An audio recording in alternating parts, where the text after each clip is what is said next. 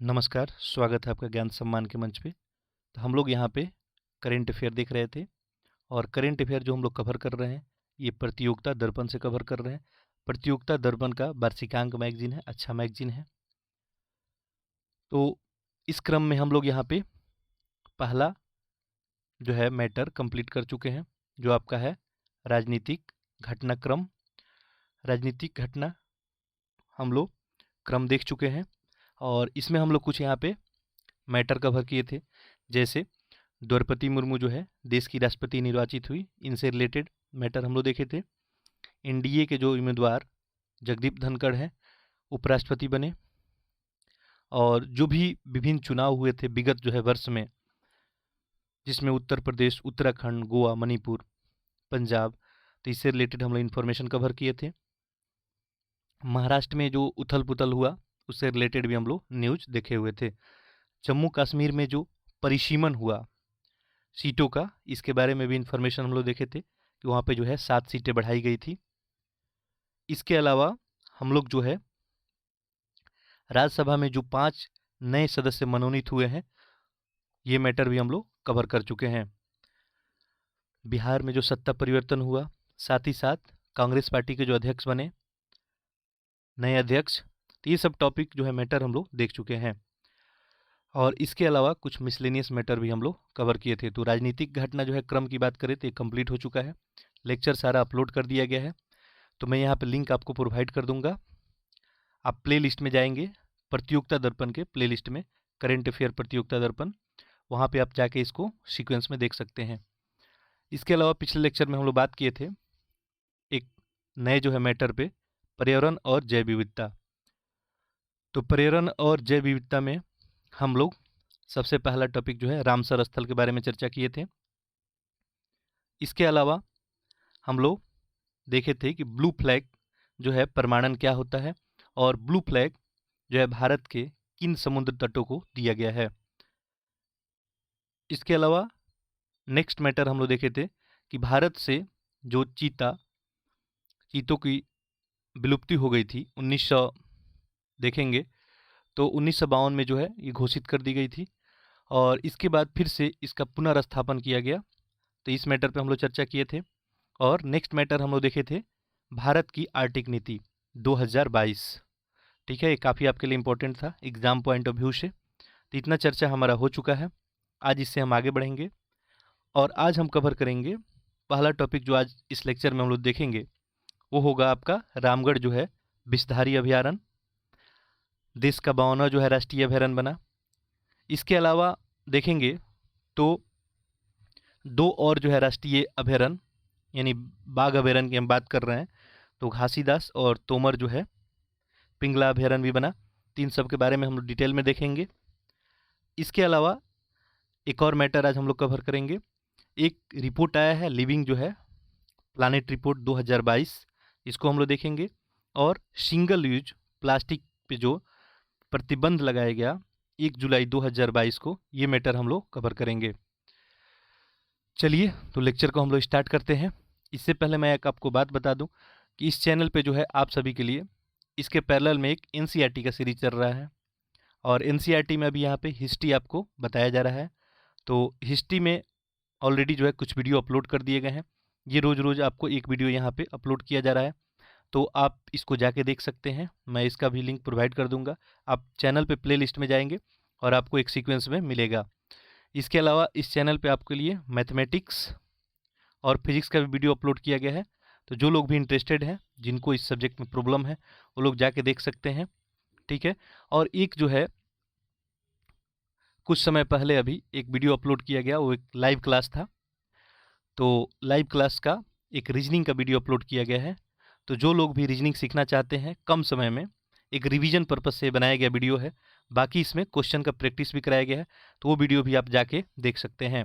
Play list में जाएंगे आपको सारा कुछ मिल जाएगा, ऐसे मैं लिंक जो है इसका प्रोवाइड कर दूंगा।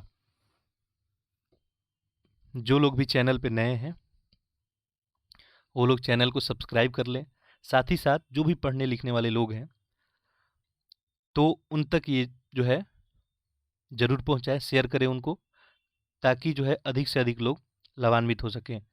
चलिए तो आज का पहला मैटर हम लोग देखते हैं। पर्यावरण से रिलेटेड। और ये जो अभी हम लोग देख रहे हैं ये आपके एग्जामिनेशन पॉइंट ऑफ व्यू से बहुत ही महत्वपूर्ण है। तो देखिए पहला न्यूज क्या है देखेंगे तो पहला न्यूज आपको दिख रहा है कि रामगढ़ जो है विषधारी अभयारण्य देश का, ध्यान देंगे, ये जो रामगढ़ विषधारी अभयारण्य है देश का 52वां जो है बाघ अभयारण्य बना। ये मई 2022 की स्थिति है। इसके बाद भी 2 ऐड हो चुके हैं, ठीक है। तो एक जो ऐड हुआ था 53वां, ठीक है, एक 53वां ऐड हुआ है जिसका नाम है आपको घासीदास अभयारण्य जो आपको मध्य प्रदेश में है। और एक और 54वां ऐड हुआ है, इसका नाम है आपको तोमर पिगला। ये जो बाघ अभयारण्य है ये आपको छत्तीसगढ़ में है। तो अभी जो है अगर बात करें तो अभी तक टोटल जो है 52 ना होके टोटल 54 जो है बाघ अभयारण्य जो है भारत में है। सबसे पहला यहाँ पे प्रश्न आता है कि ये बाघ अभयारण्य होता क्या है, ठीक है। तो देखिए बाघ अभयारण्य किसी ऐसे हम क्षेत्र को कहते हैं, ऐसे एक प्राकृतिक स्थल को कहते हैं जहाँ पे जो है जो जगह पूर्णतः जो है बाघों के लिए आरक्षित हो।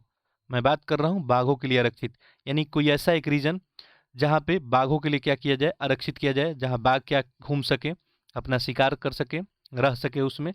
तो ऐसे स्थान को हम लोग क्या कहते हैं, ऐसे स्थल को क्या कहते हैं हम लोग, आपको अभयारण्य कहते हैं, बाघ अभयारण्य, यानी बाघों को रहने का एक प्राकृतिक स्थल, ठीक है। तो बाघों को संरक्षित रहने के लिए ऐसे ऐसे स्थल बनाए जाते हैं। आपको पता ही है कि कितना जरूरी है सभी जीव जंतुओं का यहाँ पे होना। पर्यावरण का सामंजस्य तभी बनेगा जब सारे लोग जो है स्टेबल होंगे। यदि कुछ लोग यहाँ पे विलुप्ति के कगार पे हैं तो हमारा कर्तव्य होता है उनको फिर से पुनर्स्थापित करना। आखिर कोई भी जीव जंतु क्यों विलुप्त हो गया, क्यों गायब हो रहा है, उसके रीजन का अध्ययन करना। तो इसके लिए विश्व में आप देखते हैं हमेशा जो बैठकें होती रहती है, कॉप की बैठक होती रहती है पर्यावरण से रिलेटेड मैटर के लिए, तो काफ़ी चर्चा में रहा था ये, ठीक है। तो यहाँ पे कहानी है, देखते हैं कि ये जो 52वां आपको बाघ अभयारण्य और जैसे अभी हमने बताया कि 53वां और 54वां जो है बन गया, ठीक है। चलिए तो देखते हैं ये क्या खबर है। तो ये आपको बता रहा है कि जो टाइगर रिजर्व है, ठीक है, राजस्थान का जो है रामगढ़ विषधारी अभयारण्य ये 52वां बना, ठीक है। तो ये चूंकि लेटेस्ट है तो इसको ध्यान में रखेंगे कि 52वां जो है बाघ अभयारण्य क्या है, तो रामगढ़ विषधारी अभयारण्य है। 16 मई 2022 को इसको अधिसूचित किया गया था। राजस्थान के जो है रणथंभौर, सरिस्का और मुकुंदरा के पश्चात ये जो है चौथा बाघ अभयारण्य है। तो राजस्थान का ये चौथा है, ठीक है। इससे पहले राजस्थान में रणथंभौर में, सरिस्का में और मुकुंदरा में बाघ अभयारण्य ऑलरेडी स्थापित है। देश का ये 52वां था और अभी हम आपको बता ही दिए। चलिए हम यहाँ पे इसको मेंशन कर देते हैं, ठीक है। 53वां की अगर बात करेंगे हम लोग तो याद रखेंगे आप, देश का जो है 53वां बाघ अभयारण्य की बात करेंगे तो ये है घासीदास, ठीक है, नाम याद रखेंगे। पूछा जा सकता है आपका लेटेस्ट जो है बाघ अभयारण्य कौन है, कुछ वनडे एग्जाम में जो है डायरेक्टली ऐसे क्वेश्चन पूछ दिए जाते हैं। तो ये 53वां है और ये कहाँ पे है, तो ये आपको मध्य प्रदेश में है, एमपी में है। इसके अलावा 54वां की बात करें यहाँ पे तो ये है आपको है तोमर पिंगला, ठीक है, तोमर पिगला, और तोमर पिगला जो है ये आपको है छत्तीसगढ़ में।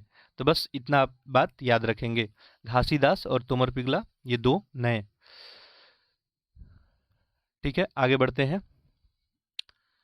ये राजस्थान के रामगढ़ विषधारी का वन्यजीव अभयारण्य के बारे में कुछ डिटेल दिया गया है कि बाघों के साथ जो है भेड़िया, तेंदुआ, भालू, लकड़बग्घा, सुनहरे शियार, चिकारा, नीलगाय और लोमड़ी जैसे वन जीव का भी आदर्श निवास स्थल है।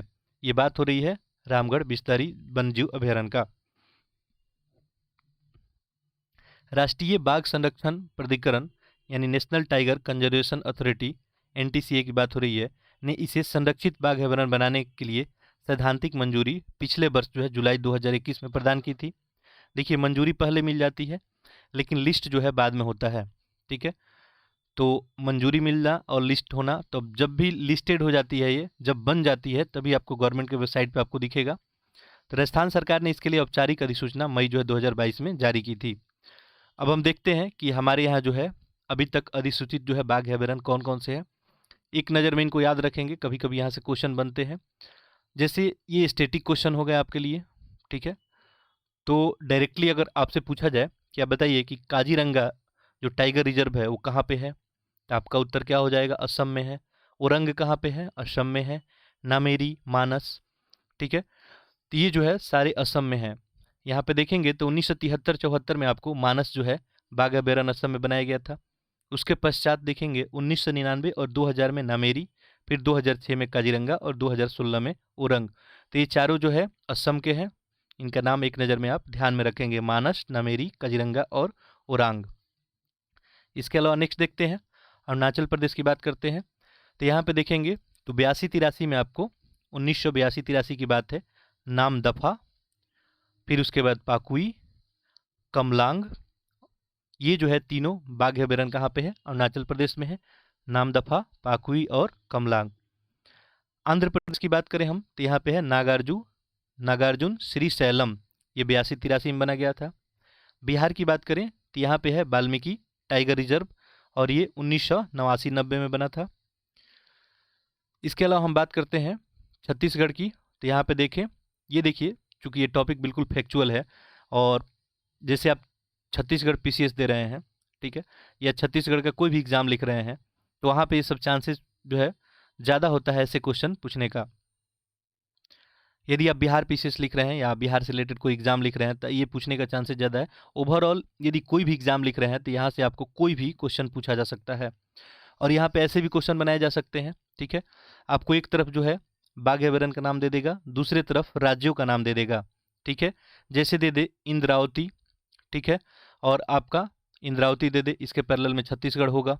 बताया कि निम्नांकित में से कौन सा सही है, तो ऐसे करके भी मिलाने को आता है, ठीक है, तो ध्यान रखेंगे। तो देखिए यहाँ पे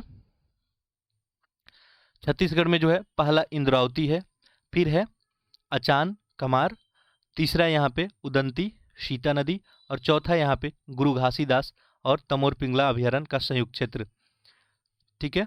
चलिए आगे देखते हैं हम लोग।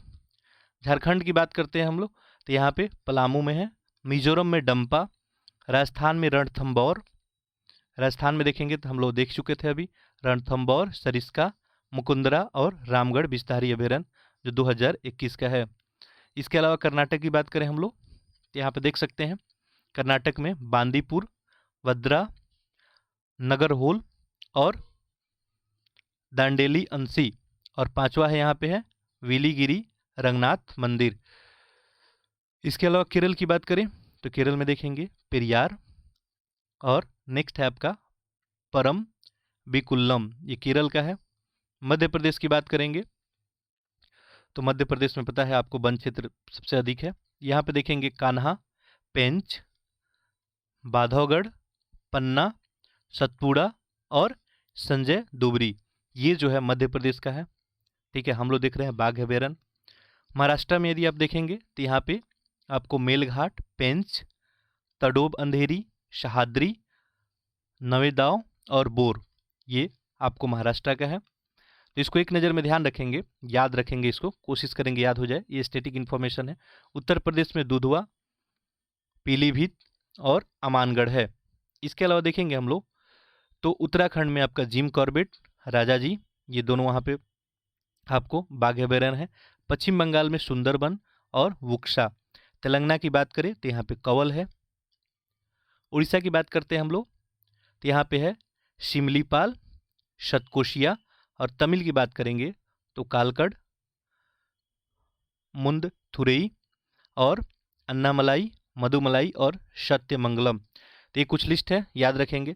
तो अभी देश में जो है टोटल जो है 54 आपको बाघ जो है अभयारण्य है, तो इस लिस्ट को ध्यान में रखेंगे। चलिए अगला रिपोर्ट देखते हैं।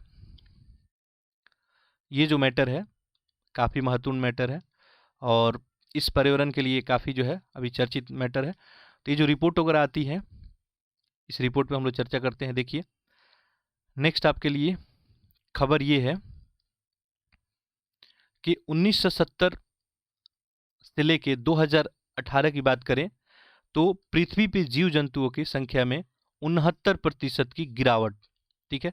ये रिपोर्ट किसका है, लिविंग प्लानेट रिपोर्ट है ये 2022 का, ठीक है। तो इनकी रिपोर्ट में क्या बताया जा रहा है कि यदि आप बात करें 1970 से 2018 में, ठीक है, लगभग जो है 50 वर्षों की बात है। ये विगत जो है 50 वर्षों में क्या हुआ है, आपको 69% जीव जंतुओं की संख्या में गिरावट हुआ है। और ये काफ़ी जो है सेंसिटिव मैटर है, ठीक है। इस पे यदि हम लोग ध्यान नहीं दिए, इसके लिए काम नहीं किए, तो आगे चल के काफ़ी खतरनाक हो सकता है। तो आखिर देखते हैं लिविंग जो है प्लानेट रिपोर्ट क्या बताता है हमको। देखिए, विश्व में जो है विभिन्न प्रकार के जीव जंतु की संख्या के संबंध में जो है लिविंग जो है प्लानेट रिपोर्ट, 2 संस्था इसको जारी करती है। कौन कौन सी? पहला याद रखेंगे, world wide fund for nature, WWF, world wide fund for nature, तथा दूसरा है जूलॉजिकल सोसाइटी ऑफ लंदन। ये दोनों लोग मिलके एक रिपोर्ट जारी करते हैं, प्लानेट रिपोर्ट, और इसके द्वारा संयुक्त रूप से जो है ये रिपोर्ट जारी किया जाता है। हर एक 2 वर्ष के अंतराल पे ये जो है रिपोर्ट जारी किया जाता है। और बात करेंगे यदि इसमें, तो विश्व भर में अलग अलग जो भी जीव जंतुओं की आबादी है उसमें क्या परिवर्तन आ रहा है, इसका हमारे पारिस्थितिक तंत्र, हमारे इकोसिस्टम पे जो है क्या प्रभाव पड़ेगा, इसके बारे में चर्चा की जाती है और आपको बताई जाती है। तो ये जो 2022 का जो अभी हालिया रिपोर्ट है 5 अक्टूबर 2022 का है। इसमें बताया गया कि विश्व भर में जारी की गई ये रिपोर्ट में बताया गया कि वन जीव की घटती हुई आबादी का हवाला देते हुए चिंताजनक जो है तस्वीर दर्शाई गई। और आप देख सकते हैं 69%, ये आप सोच सकते हैं कि कितनी गिरावट है। रिपोर्ट में बताया गया कि 1970 से जो है 2018 की कंपेयर करें तो स्तनधारी जंतुओं, पक्षियों, सरीसृप यानी यहाँ पे मैमल्स, रेप्टाइल्स, उभयचरों, एम्फीबियंस एवं मछलियों आदि की आबादी में औसतन जो है 69% की गिरावट आई है। तो ये रिपोर्ट आपको बता रहा है। रिपोर्ट कौन जारी करता है, ठीक है, याद रखेंगे 2 संस्था है, WWF और आपको society of zoological society of London, ये भी याद रखेंगे, ठीक है। तो ये मैटर जो है आपके लिए काफ़ी जो है अच्छा है, इसको काफ़ी भी अच्छे से सुनेंगे, ठीक है। यदि एक बार में समझ में नहीं आता है, पूरा डाटा दिमाग में सेटल नहीं होता है, रिपीट करके 2 बार सुनेंगे। ये जो है आपके लिए काफ़ी महत्वपूर्ण हो सकता है। आप ऐसे राइटिंग करते हैं, ठीक है, या मेंस पेपर में भी आप इसको यूज कर सकते हैं। तो देखें, बताया गया कि 69% की गिरावट हुई, और यानी 48 वर्ष में देखेंगे तो इनकी संख्या में 2/3 से अधिक की कमी आई। और इस रिपोर्ट में बताया गया कि यह कमी विश्व के सभी भागों में समान नहीं रही है, ठीक है। डिफरेंट भागों में जो है देखेंगे आप तो अलग अलग देखने को मिला। जैसे अगर देखेंगे तो यदि बात करें लैटिन अमेरिका की और कैरिबियाई क्षेत्र की, तो गिरावट जो है सबसे ज़्यादा यहाँ देखने को मिला। अभी नीचे आपको ये रिपोर्ट देखने को मिलेगा। 1970 की तुलना में औसतन देखें तो 94% की कमी आई, ये सब लैटिन अमेरिका और कैरिबियाई क्षेत्र में। इसके अलावा अफ्रीका में बात करें तो आपको 66% की कमी आई। इसके अलावा एशिया और पैसिफिक क्षेत्र में बात करें तो यहाँ पे 55% की, उत्तरी अमेरिका में 20% और यूरोप और मध्य एशिया में बात करें तो 18% की कमी बताई गई, ठीक है। आप देख सकते हैं ये रिपोर्ट, ठीक है। तो यहाँ पे आपको बताया जा रहा है कि वन जीव आबादी में अगर 1970 से 2018 का कमी बात करें तो देखिए उत्तरी अमेरिका में बताया गया है आपको 20% की कमी आई, ठीक है। जबकि हम बात करेंगे यदि लैटिन अमेरिका और कैरिबियाई क्षेत्र का, तो यहाँ पे 94%, सबसे अधिक यहीं पे देखी गई। यूरोप और मध्य एशिया की बात करें तो यहाँ पे 18%, अफ्रीका की बात करें तो आपको 66%, और एशिया और पैसिफिक रीजन में 55% की कमी हुई है। ये रिपोर्ट है आपको लिविंग प्लानेट रिपोर्ट। तो ये बताया जा रहा है कि किस किस ये सामान जो है सारे जगह नहीं है। चलिए आगे इसी रिपोर्ट में बताया गया है कि ताजे पानी की जो है प्रजातियों में यदि बात करें तो सर्वाधिक सबसे ज़्यादा 83% की गिरावट संदर्भित अवधि में दर्ज की गई है। 95% व्हाइट टिप शार्क समाप्त हो चुकी है, जबकि अन्य शार्क की आबादी 71% घटी है। ये बात हो रही है ताजे पानी में जो भी प्रजाति पाए जाते हैं, ठीक है, उनका रिपोर्ट है ये। रिपोर्ट में बताया गया है कि 90% आर्द्र भूमि क्षेत्र जो है वेटलैंड पूरी तरह से समाप्त हो चुका है। पिछले लेक्चर में हम लोग चर्चा किए थे कि आर्द्र भूमि क्या होता है, ठीक है। तो 90% आप देखेंगे तो आर्द्र भूमि समाप्त हो चुका है। और ये आर्द्र भूमि आपको पता है कि इसमें कम से कम मिनिमम 200 प्रकार के जो है प्रजातियां पाए जाते थे। तो ऐसा क्षेत्र भी समाप्त हो चुका है। ये कितना जो है गंभीर मामला है आप देख सकते हैं। समुद्र में प्लास्टिक 1980 की तुलना में 10 गुना बढ़ा है। ठीक है, समुद्र में जो है प्लास्टिक आप देखेंगे तो 10 गुना बढ़ा है। और प्लास्टिक बढ़ने से आपको पता ही है कि प्लास्टिक बढ़ेगा, समुद्र का जल प्रदूषित होगा और जीव जंतु संकट में आ जाएंगे, जिसमें से 86% समुद्री कछुए सहित अन्य जीवों पर संकट है। तो 86% बात करें कि जो भी समुद्री कछुए हैं इन पे जो है और अनेक जीव पे यहाँ पे संकट जो है, यदि ऐसे ही प्लास्टिक जो है उसमें बढ़ता रहा। अब देखें, रिपोर्ट में उल्लेखित किया गया है कि 6 गतिविधियां जिनसे वन जीव का ज़्यादा नुकसान हुआ है। ऐसा कौन कौन गतिविधि है? थे तो पहला है आपको शिकार, शिकार करना। अब शिकार करने से जीव जंतु तो नष्ट होंगे ही। खेती, जंगलों की कटाई, प्रदूषण, जलवायु परिवर्तन तथा किसी नाजुक पर्यावरण में खतरनाक जीवों की प्रजातियों को बसाना। अब देखिए, इस रिपोर्ट में ही बताया गया कि इन 6 गतिविधियों से ज़्यादा जो है ये ह्रास हो रहा है, ज़्यादा कमी देखने को मिल रही है। पहला शिकार करना, खेती, खेती के लिए जंगलों की कटाई होती है, आपको पता ही है। ठीक है, ब्राज़ील में आप देखते होंगे कि ब्राज़ील में जो है काफ़ी जंगलों की कटाई की गई। प्रदूषण, ये भी जो है, अब प्रदूषण कैसा? तो जल प्रदूषण है। अब जल प्रदूषण से आपको पता है कि जल प्रदूषण होता है, वायु प्रदूषण होता है। तो जल प्रदूषण से जल में रहने वाले जंतुओं जो हैं वो रह नहीं पाएंगे वहाँ पे। जलवायु परिवर्तन हो ही रहा है।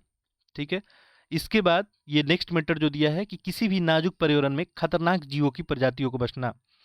यानी मान लीजिए कहीं पर्यावरण है, कोई खतरनाक जीव है तो वो अन्य जीव पे हमला करता है, उसको समाप्ति करता है। तो ये भी इसका रीजन है। तो ये सब जो है इसके कारण है। ठीक है, आखिर ये क्यों कम हुए हैं? चलिए आगे देखते हैं। World wide fund for nature ने इस रिपोर्ट में वन जीव को देखेंगे तो 5320 प्रजातियों को लगभग 32,000 की आबादी को ही शामिल किया है। यानी जब ये रिपोर्ट तैयार किया गया है तो यहाँ पे आपको 5320 प्रजातियों को शामिल किया गया है। अब देखिए, कोई भी सर्वे किया जाता है तो उसके लिए एक सैंपल लिया जाता है। जरूरी नहीं कि आप सारे जो, जैसे देखिए आप देखेंगे कि चुनाव वगैरह में जब सर्वे होता है, जैसे अभी आपको चुनावी सर्वे चल रहा है, त्रिपुरा वगैरह में अभी चुनाव जो है, तो वहाँ पे चुनावी सर्वे चल रहा है तो उसके लिए एक सैंपल लिया जाता है। ठीक है, तो सैंपल का मीनिंग क्या होता है कि जैसे मान लीजिए कि 100 लोग टोटल जो है आपके ज़िले में हैं, तो ज़रूरी नहीं कि 100 लोग से जाकर बात करें। रैंडमली जो है हो सकता है 5-10 लोगों से जाके बात करें और उन्हीं आधार पे, यानी 10 में जो है मान लीजिए 7 जो है किसी पार्टी को सपोर्ट कर रहे हैं, 3 लोग किसी और पार्टी को कर रहे हैं, तो इसी के बेसिस पे जो है ये आपको रिपोर्ट बताया जाता है। ठीक है, तो कोई भी सर्वे किया जाता है तो उसमें कुछ बेसिस रखा जाता है। जैसे ये जो सर्वे किया गया है वर्ल्ड जो है फंड फॉर नेचर का, तो इसमें वन जीवों की बात करें तो 5320 प्रजातियों को इसमें लिया गया है। ठीक है, और 32,000 की आबादी को शामिल किया गया है इसमें। साथ साथ इसमें बात करेंगे तो इनवर्टिसस, जेलीफिश, ऑक्टोपस, घोंगे, तितलिया जैसे बिना रीढ़ वाले जीव को इसमें शामिल नहीं किया गया है इस रिपोर्ट में। ठीक है, तो ये आपको रिपोर्ट था, तो आपके लिए मैटर बहुत अच्छा था, इसको ध्यान रखेंगे। अगर वीडियो में किसी तरह की नॉइज जाएगी तो उसे इग्नोर करेंगे। ठीक है, वीडियो बिल्कुल हमारा एडिटेड नहीं होता है। ठीक है, चलिए, तो इस मैटर को ध्यान रखेंगे। इसमें आपको क्या क्या ध्यान रखना है, ये गिरावट कितनी हुई? ठीक है, 69% की गिरावट हुई है। रिपोर्ट कौन जारी किया है? ठीक है, 2 लोग किए हैं यहाँ पे, world wide fund for nature और दूसरा जूलॉजिकल सोसाइटी लंदन। ठीक है, पारिस्थितिक तंत्र में क्या प्रभाव पड़ रहा है आप देख सकते हैं। ठीक है, तो ये सब मैटर आप ध्यान में रखेंगे, आंसर राइटिंग में जो है आपके ये काम आ सकता है। चलिए नेक्स्ट मैटर हम लोग देखते हैं।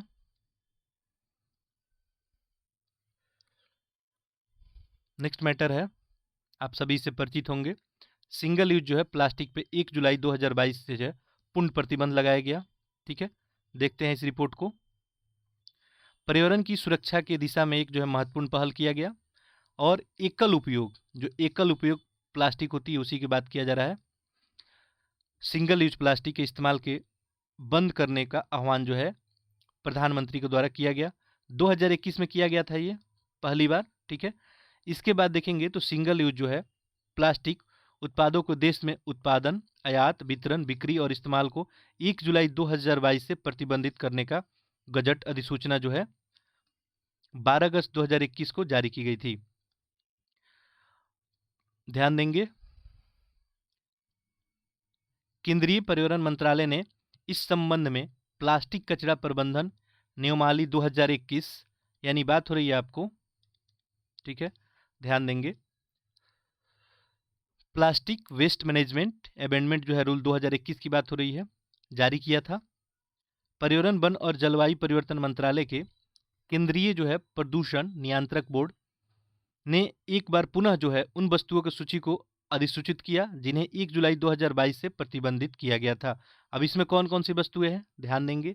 पहला है आपको सिगरेटों की प्लास्टिक पैकिंग, प्लास्टिक के झंडे, थर्मोकोल कप, गिलास, छुरी कांटे, चम्मच, प्लेट और ट्रे, प्लास्टिक ईयरबड्स, मिठाई डिब्बे के प्लास्टिक पैकिंग, आइसक्रीम की प्लास्टिक स्टिक्स, निमंत्रण पत्रों की पैकिंग, सजावट के लिए पॉलीस्ट्रीन, 100 माइक्रोन से कम मिठाई की पीवीसी बैनर।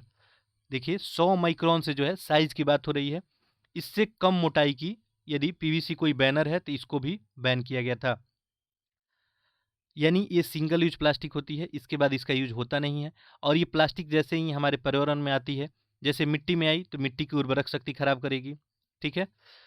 इससे कुछ जो है, क्योंकि ये बहुत समय तक आपको पता है कि ये खराब होती नहीं है, तो ये मिट्टी की उर्वरक शक्ति काफ़ी ह्रास कर देती है, तो पर्यावरण के लिए काफ़ी ये जो है नुकसानदेह साबित होती है। तो 100 माइक्रोन से जो है कम मोटाई के पीवीसी, ध्यान देंगे, इसको बैन किया गया था। बैनर को, बैनर जो भी होर्डिंग वगैरह पोस्टर लगाए जाते हैं, इस प्रतिबंध की कामयाबी के लिए प्रभावी कदम भी सरकार द्वारा उठाया गया, देखेंगे। उल्लेखनीय है कि 75 माइक्रोन से कम मोटाई वाले पॉलीथीन बैग्स पे 1 सितंबर 2001 से प्रतिबंध लगा दिया गया था, जबकि 120 माइक्रोन से कम मोटाई वाले पॉलीथीन बैग्स का उपयोग 1 दिसंबर 2022 से प्रतिबंधित किया गया है। तो देखिए ये कार्यक्रम जब स्टार्ट हुआ तो इसमें बताया गया कि 75 माइक्रोन से जो है कम मोटाई वाले जो है पॉलीथीन को पहले बैन किया गया था, बाद में आगे चल के देखें कि 100 माइक्रोन, और अभी हालिया जो है ताज़ा रिपोर्ट में देखें तो 1 दिसंबर 2022 की बात है, यहाँ पे जो है आपको इस 120 माइक्रोन, कुछ लोगों को समझ में नहीं आ रहा होगा, माइक्रोन देखिए यूनिट होता है मोटाई का, ठीक है, तो ये काफ़ी पतला होता है, ठीक है। माइक्रोन में आप देखेंगे तो यूनिट काफ़ी छोटा यूनिट है, जैसे देखिए यहाँ पे हम लोग एक मोटाई दिखा रहे हैं, ठीक है, और ये देखिए मैं एक और लाइन आपको यहाँ पे बना रहा हूँ, ठीक है, तो आपको दिख पा रहे होंगे।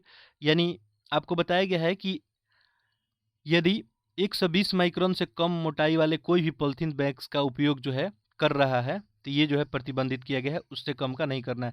तो इसको डाटा को भी थोड़ा सा ध्यान में रखेंगे, हो सकता है आपके एग्जाम में जो है कभी पूछा जाए, ठीक है, डेप्थ में इंफॉर्मेशन पूछेगा तो आपसे पूछ सकता है। तो ये हम लोग न्यूज़ कवर कर लिए, ठीक है, इतना बात इसमें ध्यान रखेंगे। चलिए, तो अगला मैटर जो है हम लोग अगले लेक्चर में देखेंगे, इसमें इतना ही रखते हैं, ठीक है। आप लोग लेक्चर को अधिक से अधिक शेयर करें और जो भी पढ़ने वाले बच्चे हैं उन तक पहुंचाएं ज़रूर। आपका एक कर्तव्य और दायित्व भी बनता है, समाज के प्रति जो है हम सभी का जो है कर्तव्य है कि हम समाज को जो है आगे ले जाने में अपना सहयोग करें। तो आपका भी कर्तव्य है, हमारा कुछ कर्तव्य है। अभी हम आपके लिए काम कर रहे हैं, ठीक है, आप भी कुछ अन्य लोगों के लिए काम कर सकते हैं और ऐसे हम लोग अपने समाज को आगे बढ़ा सकते हैं, ठीक है। तो आगे बढ़ने में केवल एक लोग का सहयोग नहीं होना चाहिए, सारे लोग यदि मिल के काम करेंगे तभी हम लोग आगे बढ़ सकते हैं, चाहे कोई भी सेक्टर हो।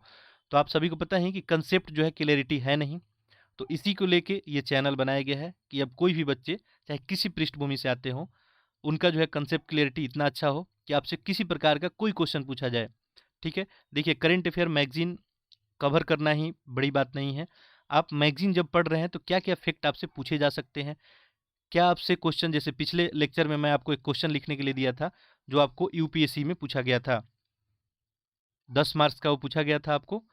तो ऐसे ऐसे क्वेश्चन यहाँ पे बनते हैं, आप जो है इसको लिख सकते हैं और अपने जो है कंसेप्ट को बिल्डअप कर सकते हैं। चलिए, आप लोग लेक्चर को अधिक से अधिक लोग तक पहुँचाएँ, सब्सक्राइब भी चैनल को जरूर कर लें। बहुत बहुत आप सभी का धन्यवाद।